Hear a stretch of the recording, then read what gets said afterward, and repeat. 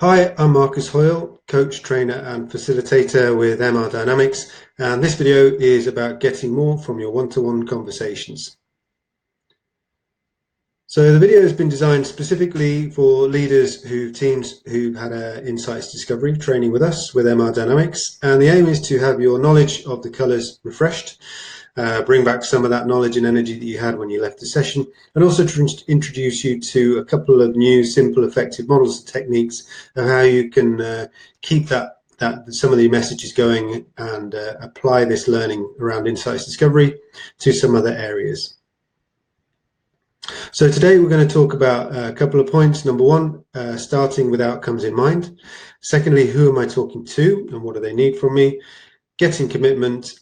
And then finally, we ran this as a webinar a few weeks ago, and some really interesting questions came up from the participants. So I want to share them with you and some of the responses we gave to them. So as with all our work with leadership and management, our MR Dynamics leadership model sits behind what we do.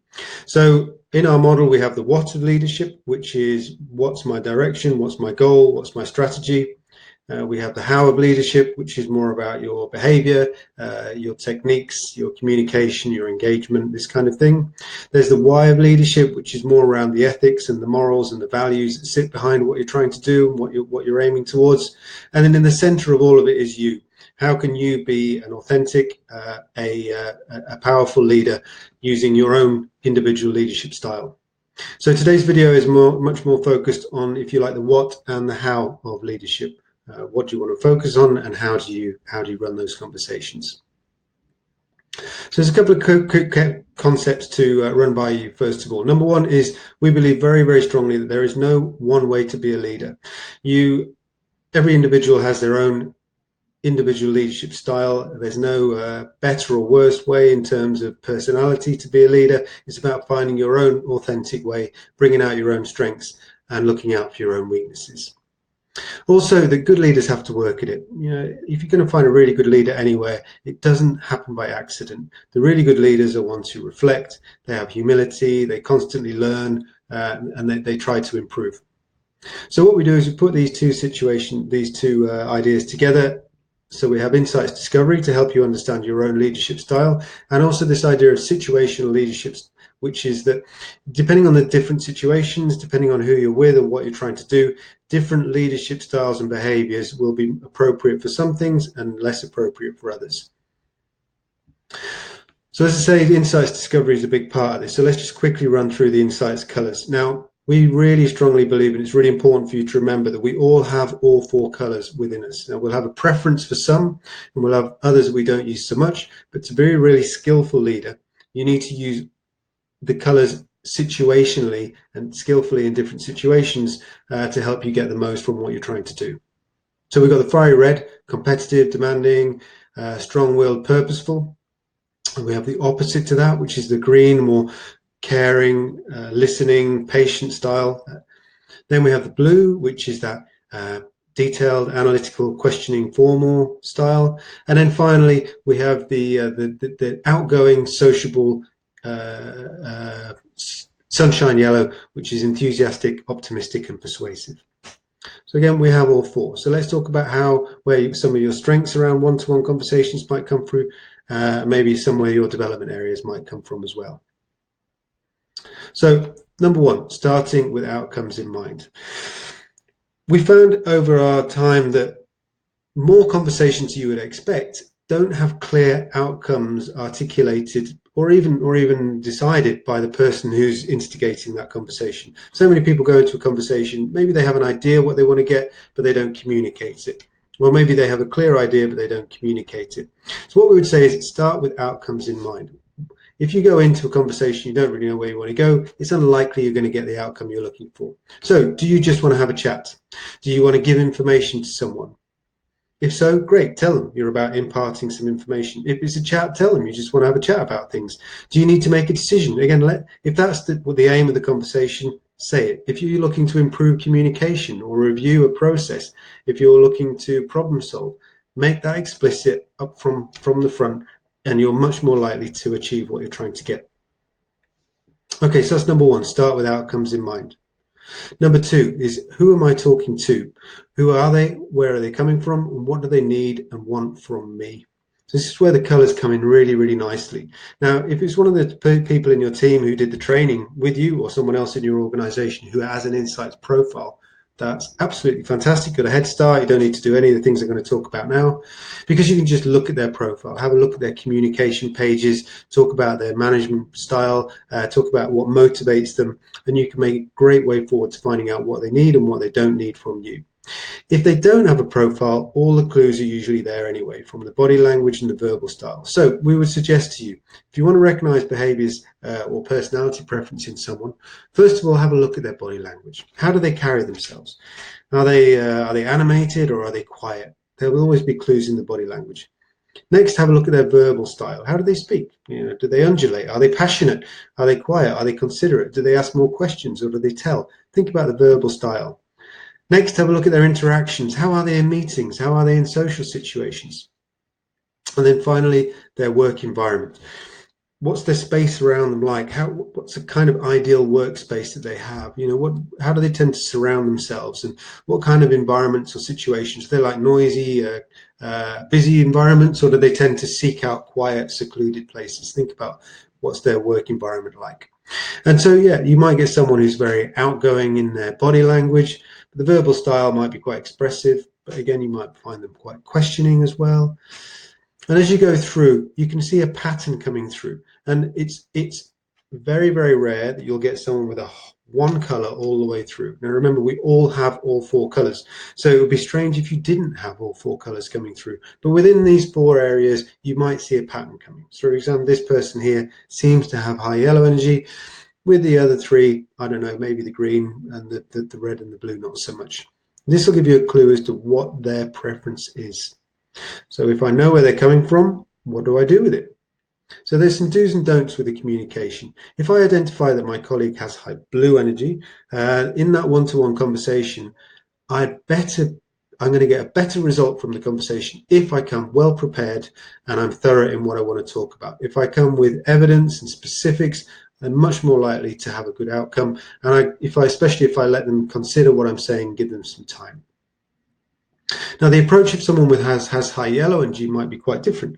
Again, they might need me to be a bit more sociable, a bit more enthusiastic, a bit more stimulating. The conversation might be a bit more open, a bit more spontaneous, shall we say, as well. The energy with someone with high red is quite different again. So someone in a one-to-one conversation with someone with high red, be direct, to the point, focus on the results. Definitely tell them up front, what do you want to talk about them to them about, and what do you want to get from the conversation. Make it quick, and then make it done and go on to the next thing.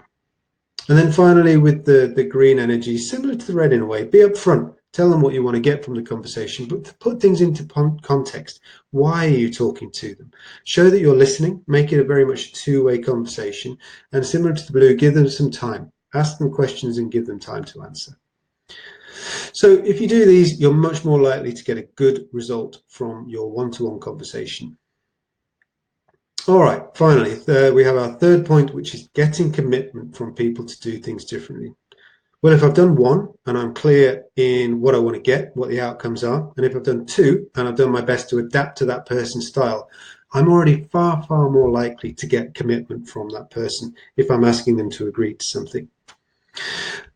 But there's also some techniques as well. And again, here's where the color energies come in. So how do you use your different color energies to help you gain strong commitment in a one-to-one conversation? Well, the fiery red is very, very useful because that reminds you to focus on clarity, to talk about results, to discuss the resources that the person might need, and to give them autonomy, give them that responsibility and ownership to go away and do it. The blue energy can really help in get commitment as well by remembering, follow up, follow through, measurement, give them a roadmap of what you want to do, and document the conversation so that you have something to come back to and review later on.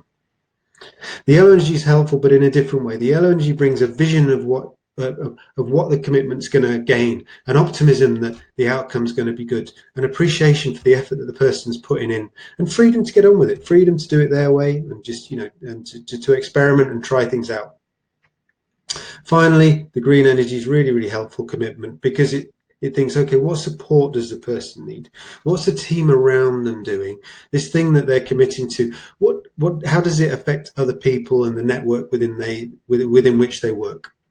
So again, use these color energies as almost like a checklist to think, okay, if I want to get this person's commitment, how can I use the color energies to remind me what will help me get that commitment in that one-to-one conversation?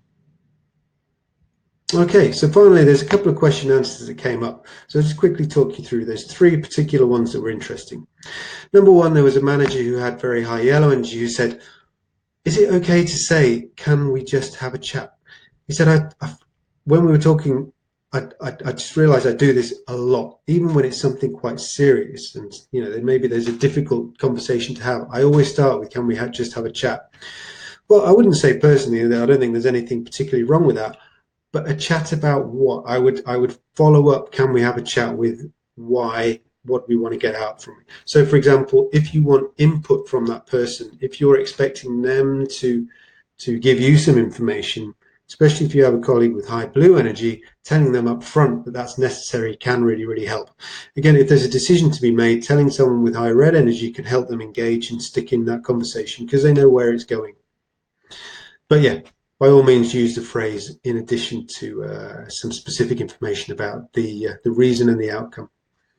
Secondly, was how do I approach someone with a difficult attitude or a bad attitude? Okay, now again, the color energies can help you this. So running through the question, the colors, thinking about it from the green point of view, now this can really help you flush out where that bad attitude is coming through.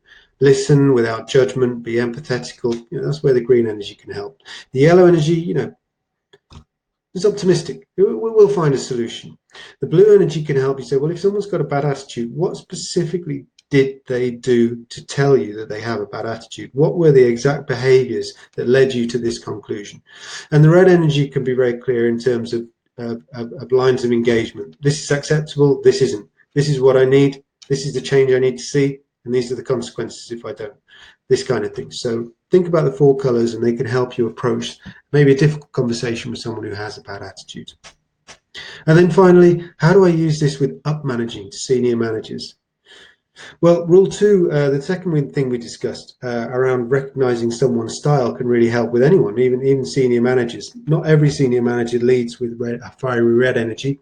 So think about where they're coming from, what are they looking for from you, and adapt your style accordingly. One other note that we mentioned on this one is, especially when you're communicating up to senior management teams, frequently we find that the language of the red and the blue colors can really, really help out. It's almost like the executive summary. So come with bottom line information, just the top facts, what people need to know, and make sure you come prepared with evidence to support your assertions. Especially with the bigger blue chip companies we work with, we find that red-blue culture really helps communicate with senior management teams. All right, well, that's it. Thank you very much for watching. If you have any questions on some of the topics, for example, setting meeting outcomes, adapting to the colors, please do get in touch. And I hopefully speak to you soon.